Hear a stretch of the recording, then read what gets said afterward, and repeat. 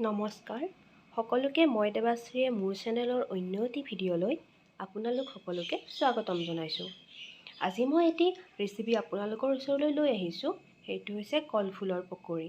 আৰু কলফুলৰ পকৰি বনাবলৈ আমাক কলফুল, বেচন, পিঁয়াজ, নিমখ, হালধি আৰু অকণমান জিৰা পাউডাৰ লাগিব।